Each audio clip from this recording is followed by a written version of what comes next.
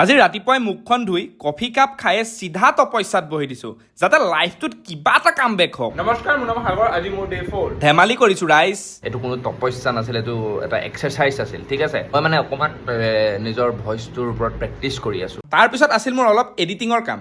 ব্ৰেকফাষ্টটো লগতে কৰি কৰি কামখিনিও খতম কৰি ল'লো। আজি দুটামান কাপোৰো ধুব আছে। দিনে দিনে মানে মানুহটো হাজবেণ্ড মেটেৰিয়েল হৈ গৈছো দেই। আজি দিনৰ সাজ বঢ়িয়া খালো দেই। চানুৱে বনাইছিলে। মোৰ লাকটো ইমানে বেয়া, ধুনীয়াকৈ গা চা ধুই আহিছোঁ। লাইনটো সেইটো টাইমতে কাটি দিছে যাতে মই আৰু ঘামো। মানুহৰ ছানবাৰ্ণ হয় আৰু মূৰটো একে ৰঙে উঠাই দিছে। সেইকাৰণে ছানস্ক্ৰীন লগাই বেগটোত লাগতিয়াল বস্তুকেইটা ভৰাই চিধা ওলাই দিলো। দেখো বতৰটো তেহৰে কালি চাগে মোৰ ভিডিঅ'টো বতৰে শুনি গ'ল। গুৱাহাটীত দুটা বস্তুৱে বহুত বেয়া মানে, ৰ'দ দিলে ৰ'দ, বৰষুণ দিলে চিধা বানপানী। নিয়ম মই অকণমান চাগৰ নিচিনা হাৰ্ড হ'ব লাগিব আজি হিচিৰ কাৰণে তামাম লেট হৈছে। 6 মিনিট আছে হিচি বে, হাঁহি আছা।